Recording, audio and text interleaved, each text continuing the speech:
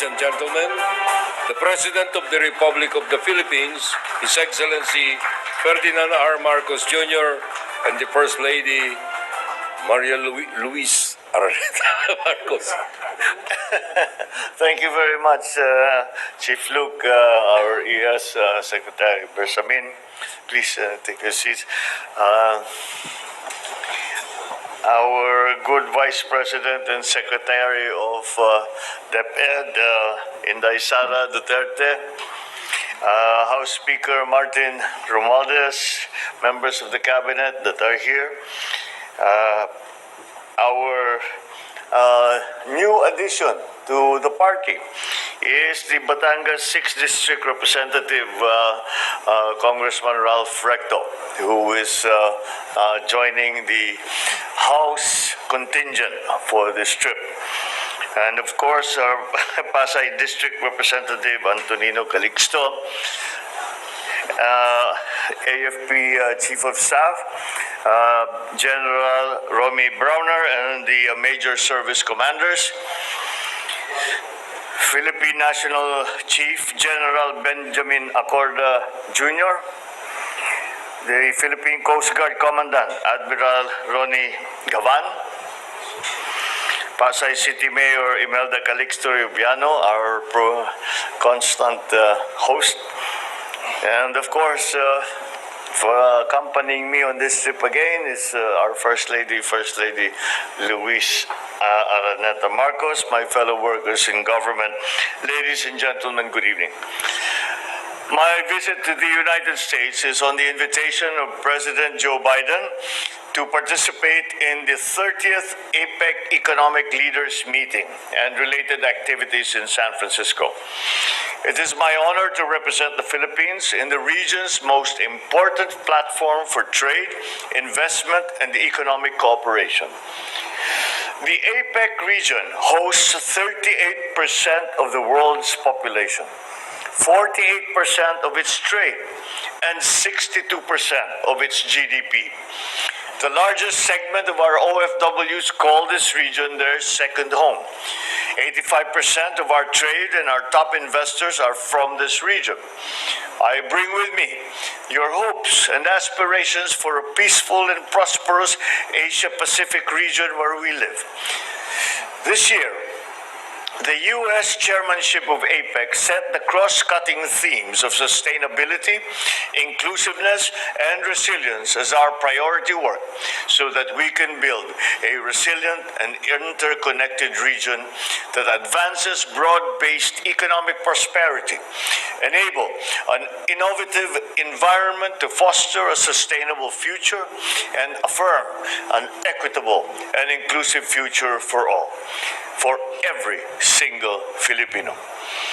The U.S. APEC theme of creating a sustainable and resilient future for all aligns with our national and economic interest to transform the Philippines towards a sustainable future para ang lahat ng Pilipino ay magkaroon ng matatag, maginhawa at panatag na buhay.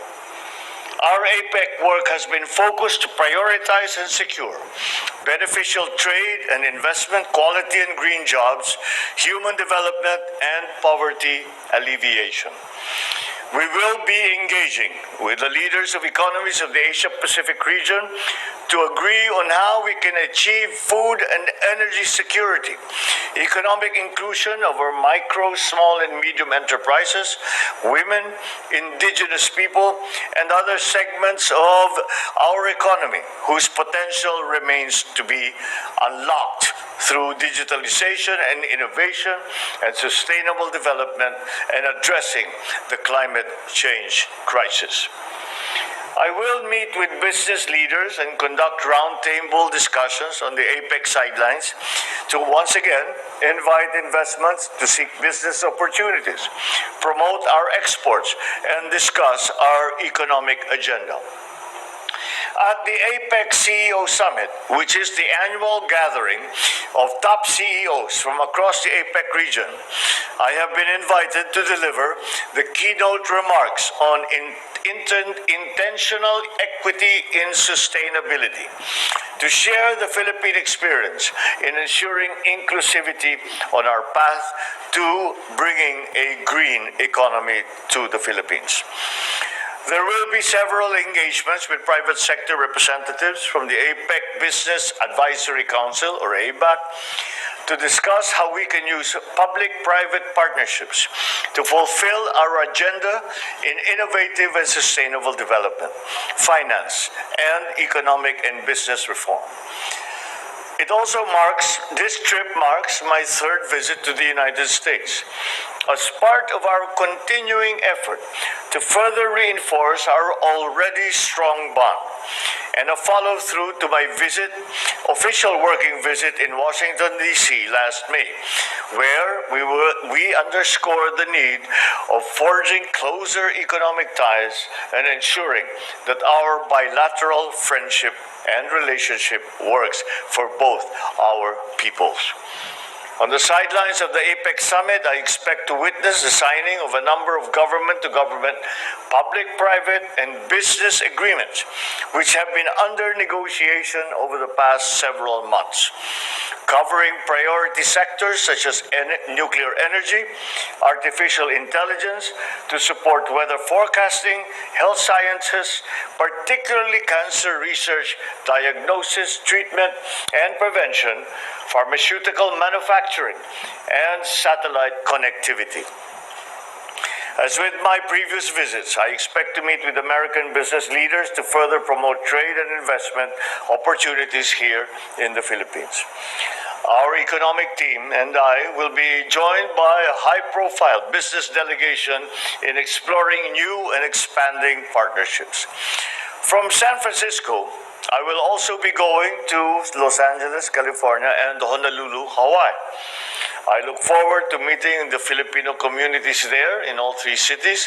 California and Hawaii have the largest concentrations of Filipinos and Filipino Americans, home to almost half of the 4.2 million Filipinos in the United States, who serve as a bedrock of our bilateral relations. Mga kababayan, since the start of my administration, we have not wavered in our promise of not leaving anyone behind. And for a resilient Philippines, where the fruits of our hard work are equitably shared by all. Ikagagalak ko po ang inyong buong suporta. Mabuhay tayong lahat. Maraming salamat sa inyo. Magandang gabi po sa inyong lahat.